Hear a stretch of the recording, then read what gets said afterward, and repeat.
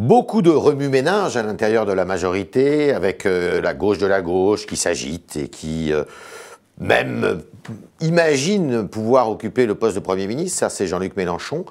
Jean-Marc Ayrault, aujourd'hui, dans un journal qui dit qu'il faut cesser les réformes sociétales. Eh bien, pour en parler avec nous ce matin, Bernard Debré, député de Paris.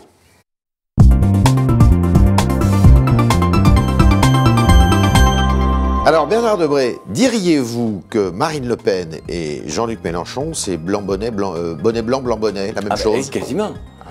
Il faut bien comprendre qu'ils sont sur le même terrain. Vous avez d'un côté Marine Le Pen qui travaille et récupère beaucoup de voix ouvrières, beaucoup de voix de gauche, et Jean-Luc Mélenchon aussi. Et ils ont la même idée sur l'Europe. Ils ont la même idée sur l'économie. Juste l'immigration qui les sépare, pour l'instant. Alors j'ai en face de moi un spécialiste de la Chine, qui enseigne, qui conseille, qui écrit sur la Chine. Est-ce que François Hollande a été à la hauteur de son voyage en Chine? Mais bien sûr que non. Comment voulez-vous, en 36 heures, Pékin-Shanghai, c'est-à-dire quasiment 12 heures par ville, aller comprendre, aller convaincre? Enfin, c'est absurde. Absurde. Alors, il y a quelques lettres d'intention pour les Airbus, etc. On critiquait Nicolas Sarkozy à juste titre, en lui disant « Mais attendez, vous êtes resté combien de temps? Vous êtes resté à peine 24 heures, ça ne veut rien dire. » Merkel, elle y va 5 jours, et elle travaille. Alors, là, vous allez me répondre oui ou non. Nathalie Kosciusko-Morizet sera-t-elle maire de Paris en 2014? Oui. Oui. Alors maintenant, une question qu'on pose aux internautes et que je vais vous poser également. Jean-Marc Ayrault a-t-il raison de renoncer aux réformes dites sociétales? Écoutez, c'est l'arroseur arrosé. Vous savez, on a fait des réformes sociétales, on n'a pas arrêté d'en faire pour essayer de masquer la vacuité des autres réformes. Et maintenant, comme il a vu qu'il avait divisé la France de façon sérieuse, sévère et dangereuse, vous savez, on va s'occuper du chômage et on abandonne les réformes sociétales. Qu'est-ce que ça veut dire?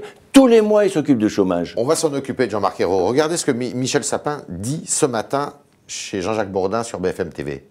Je crois profondément que Jean-Marc Ayrault, il a le caractère, il a la personnalité de ce moment, de ce temps de l'effort, de ce temps du redressement. Il le fait avec courage. C'est pas le moment de... Vous êtes d'accord avec lui? Vous imaginez bien que Michel Sapin, qui rêve d'être Premier ministre, Michel Sapin, comme Rebsamen, et ça sera deux possibilités. Il ne va pas dire du mal de Jean-Marc Ayrault. Mais enfin, on a un Premier ministre qui est complètement transparent. Il ne sait pas se faire obéir par sa propre majorité.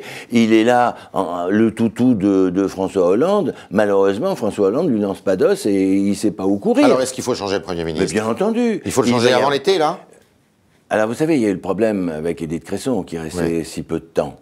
Donc, il faut que Jean-Marc Ayrault reste un peu plus qu'Édith Cresson, sinon ça serait humiliant. Ça serait humiliant, Donc, il va changer. Pourquoi ça serait humiliant, d'ailleurs?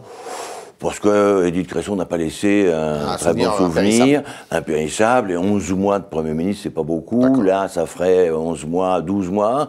Il va rester vraisemblablement jusqu'après l'été. Mais il est nul. C'est ce que vous dites? Je dis complètement transparent, complètement nul. Ce sont des phrases creuses et il ne sait même pas se faire obéir par sa propre majorité. Par qui François Hollande peut-il le remplacer? Je ne suis pas François Hollande, mais il a deux choix. Soit le choix d'extrême gauche et de gauche, il ne le prendra pas. Ça serait qui, là, pour le coup? Ça serait... une gauche très classique, Barthelone, par exemple? Ça serait Barthelone, mais en tous les cas, pas Mélenchon.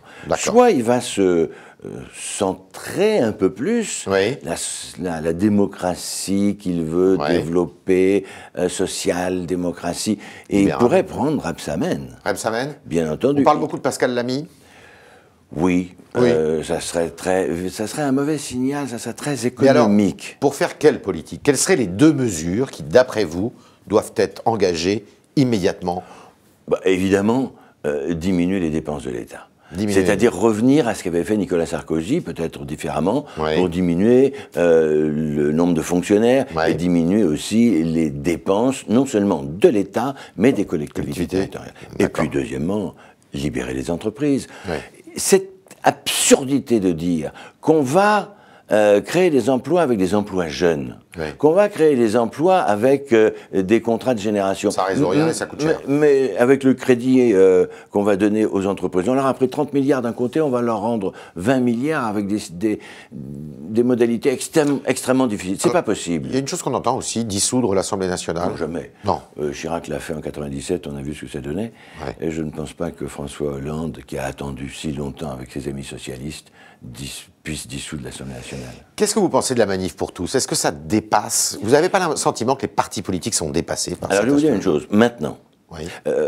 j'ai demandé, et je demande très très instamment, aux députés et aux sénateurs de ne pas y aller en tant que tels. On ne peut pas, on ne doit pas, quand on est élu de la nation, représentant la nation à l'Assemblée et au Sénat, après qu'une loi ait été votée, continuer à manifester en tant que député avec son écharpe tricolore. On peut y aller en tant que citoyen. Appel solennel lancé aux parlementaires. On peut y aller en tant que citoyen. Mais évident. Pas avec l'écharpe, pas escalité. Pas en tant que tel. Alors, la manif pour tous, en réalité, elle va devenir une manifestation de protestation contre la politique en général de François Hollande. Ça vous fait peur?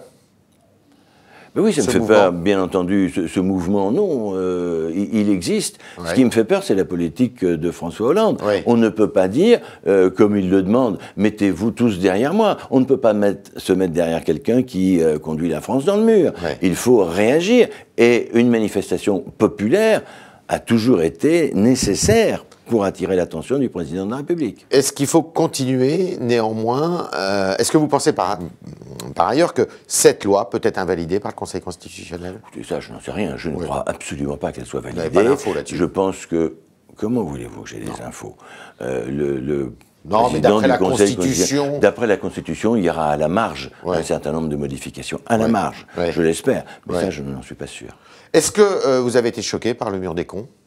C'est épouvantable. Est-ce qu'il faut que le gouvernement demande la dissolution du syndicat de la magistrature? Il faut la dissolution et que les magistrats qui sont responsables de ce mur des cons démissionnent. Ah oui. Comment voulez-vous un jour... C'est un tiers des magistrats. Comment voulez-vous qu'un jour on puisse se faire juger par des magistrats qui ont déjà affirmé qu'ils condamnaient un tel et un tel, qu'ils ont affirmé...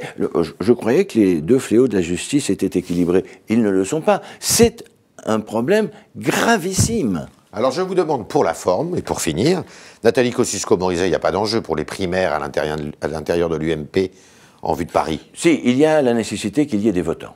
Qu'il y ait des votants. Il faut que les gens aillent voter. Et il faut bien comprendre que ce n'est pas uniquement l'UMP, ce sont ceux et celles qui en ont assez du régime socialiste. D'accord. Et elle peut gagner donc. Elle doit gagner et elle va gagner. Elle va gagner. Merci Bernard Debré. Merci. Bonne journée.